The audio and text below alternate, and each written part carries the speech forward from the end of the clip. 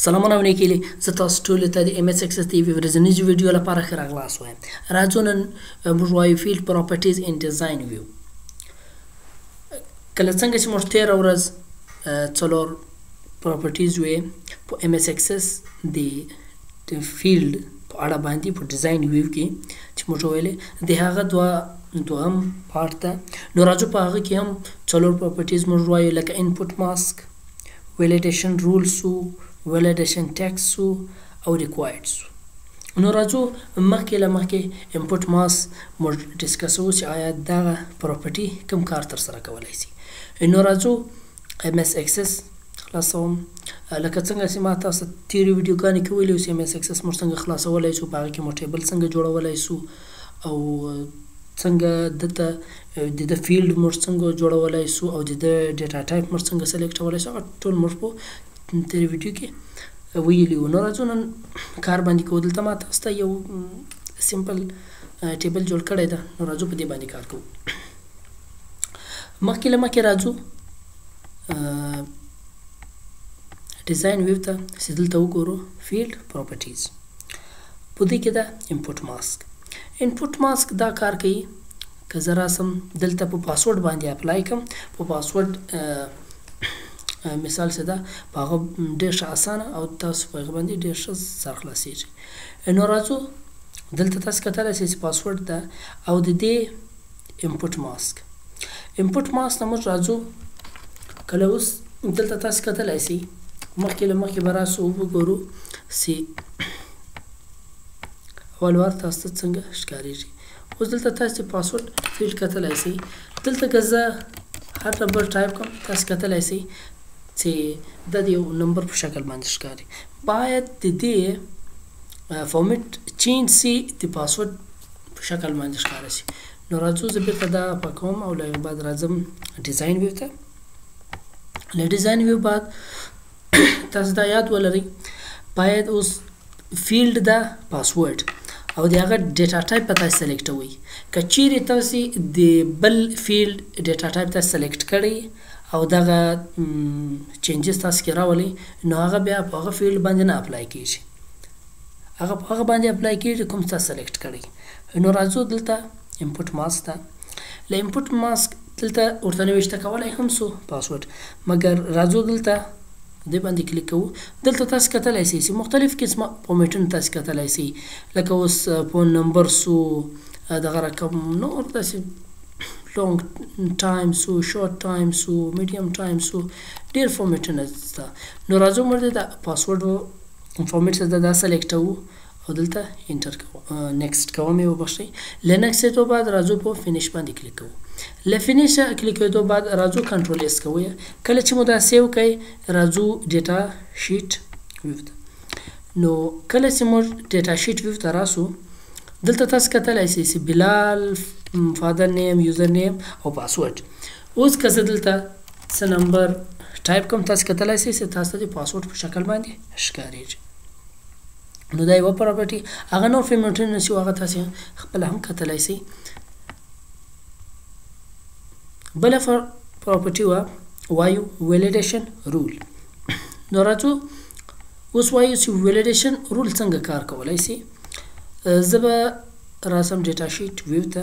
دلته تاسو کتلی شئ ایج یعنې اوس که موږ هر څومره نمبر واچوو دا یې قبلوي.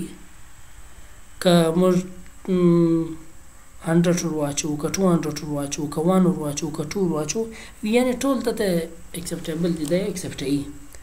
موږ یو داسې مشخص دته ورښیو چې آیا تر 18 باید ګریټر وي هغه ته اکسپټ کړئ او نو نه کړئ اکسپټ، یا تر 18 لیس دین وي یعنې لیس وي کښته وي تر 18 باید هغه اکسپټ کړئ او نور نه کړئ اکسپټ. نو د دې دپاره راځو بیرته ډیزاین ویو ته.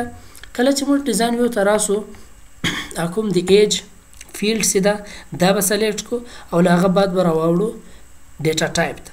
کله چې موږ ډیټا ټایپ ته راواوړو دلته ویلیډیشن رول ته. کله چې موږ ویلیډیشن رول ته راسو دلته زه نوشته کوم یعنی ګریټر دین 18 یعنی تر 18 به ګریټر وي. نو راځو دلته زه کنټرول اس کوم دا ثبتوم. کله چې مو دا ثبت کړئ بعد له هغه راځو ډیټا شیټ ویو ته. کله چې مو ډیټا شیټ ته راسو او دلته زه نوشته کوم اوس فرض کړه زه د عثمان ایج ټایپوم. دلته زه راسم 12 زه ټایپ کوم او ځم مخته دی موږ ته میسج راکوي یعنی چې هغه کوم دلته موږ ښوولي وو باید تر 18 ګریټر وي دا خو تر 18 کښته ده یعنی 12 ده باید تر 18 چې پورته نمبر یې هغه باید موږ ورته ټایپ کړو. نو راځو ګورو یې تاسو ډیزاین ویو ته راځم او بخښئ دلته به زه درته 18 ټایپ کوم. کله چې موږ 18 ټایپ کړو تاسو کتلی شئ چې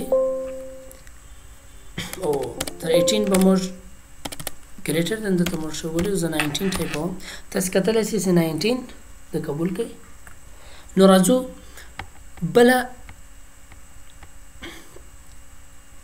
اوس په دې کې موږ بل چینجز راولو یعنی زه دلته نوشته کوم چې less than 18 باید. نو راځو زه ډیټا شیټ ویو ته راځم. کله چې موږ ډیټا شیټ ویو ته راسو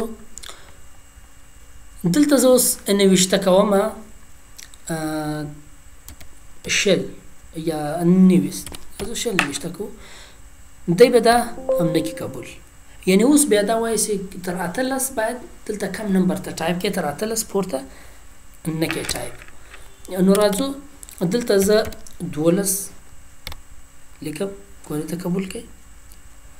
او بله خبره ده کله چې موږ دلته شل ولیکو تاسې کتلی شئ دلته نه موږ ته یو میسج راکړي باید دا میسج چې هلته دلته موږ کوم نوشته کو یعنی مخته د ده پراپرټي چې ده هغه په دې اړه باندې ده یعنی ویلیډیشن ټیکسټ ده. که دلته تاسې وګورئ ویلیډیشن ټیکسټ دا باید د دغه ویلیډیشن دا کوم ټیکسټ ده د دې په اړه باندې ده لکه داسې اوس موږ ته دا میسج راکوي باید دا میسج اول ور دلته موږ ټایپ کړو که چیرې زه غلط نمبر ټایپ کوم باید ماته دا میسج راکوي. نو راځو بیرته ډیزاین ویو ته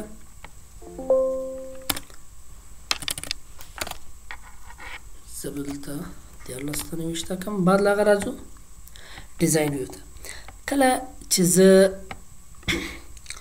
ډیزاین ویو ته راسم بله نیکسټ پراپرټیز دغه تاسو کتلی شئ ویلیډیشن ټیکسټ ده. نو راځو دلته زه ټایپوم you are not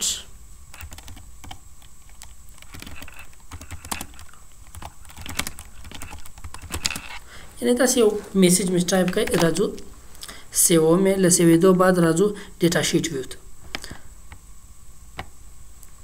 آیا اوس موږ کتلی شو که زه چیرې دلته اوس شل ټایپ کړم وغواړم چې مخته ولاړ سم نو هم هغه میسج چې موږ دلته په ویلیډیشن ټیکسټ کې نوشته کړی و هغه د موږ دلته هغه د راته شو کوي. نو دغه رقم تاسې په دغه څلور پراپرټیانو باندې کار کولی شئ.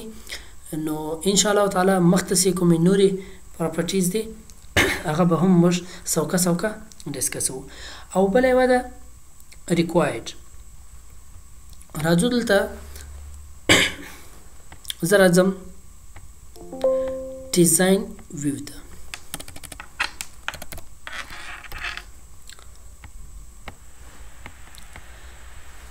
کله چې زه ډیزاین ویو ته راسم دلته تاسې ریکوایرډ نو کتلی شئ که چیرې موږ دغه ریکوایرډ چې ده دا یس کو که دا چیرې موږ یس کو یعنی هغه فیلډ چې موږ سلیکټ کړی یا د هغه په ډیټا ټایپ باندې موږ ولاړ یو هغه پراپرټیز کې راسو دغه ریکوایرډ د هغه فیلډ دا یس کو یعنی د هغه فیلډ کې به موږ خامخا ډیټا انټر کوو له هغه بغیر موږ مخته نسو تللی. نو راځم مخکې به یارې دا ووینو بعد له هغه به لاړ سو.